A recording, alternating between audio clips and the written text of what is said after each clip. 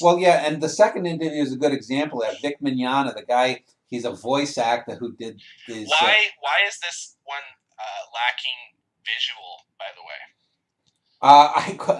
A number of people. I got him on Skype, and I said, well, "Can you turn in your visual?" He said, "No, I don't want to do a visual interview."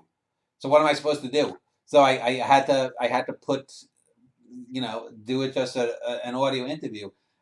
There are few people that have done that, and there's a woman that I've been trying to interview since the written interview days that doesn't want to appear, even though she's an actress, she doesn't want to appear on camera. But Vic Mignogna is a good example. I think I might have mentioned this to you, or I might have mentioned it somewhere else. He had he had some negative things that he didn't like about some of his competitors in the fan fiction Star Trek field, and he had said some things, and so I had him he wanted to re-record one of his answers, so I put that through. But other than that, it was a good interview. But you learn to people. I'm not here to try to embarrass someone. If he had felt embarrassed about something he had said about some of these other fan fiction productions, I don't want to cause him tension, so it doesn't matter. This isn't like I'm interviewing, Dwight Eisenhower about D-Day, and I'm going to say, General Eisenhower, you said that you, the invasion was launched 45 minutes late because you were fucking your secretary that morning and you didn't give the order. Something like that is historically important, as absurd as it is. Whether a voice actor, who doesn't want some animus that he has for other people in the fan fiction field. That's not that important. So I'm not, I did that easily. his Star Trek show is, and I have not seen the cartoon that you have mentioned in a Dan Schneider video.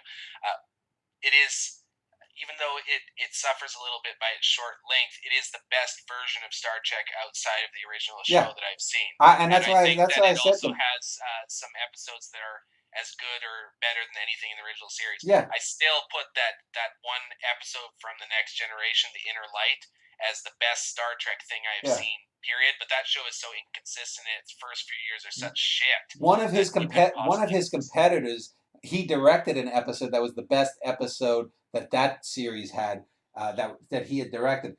He does a very good young Shatner.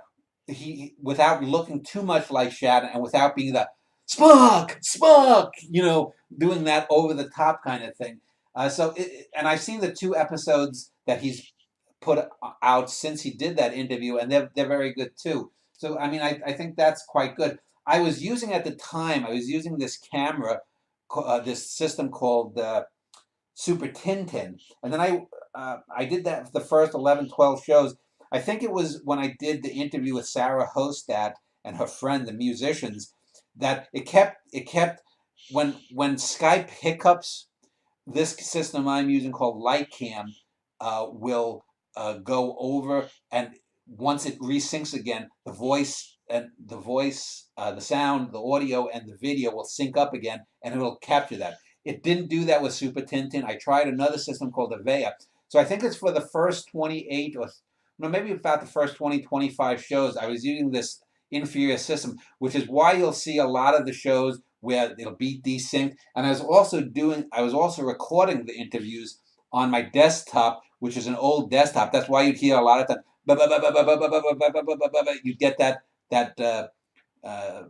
sort of stammering, which was caused by the system. That's why I'm recording this, and I recorded the last 60 or 70 plus interviews on my laptop because it's a newer system. It doesn't have as much crap or what on it. So anyway, those are the first two interviews.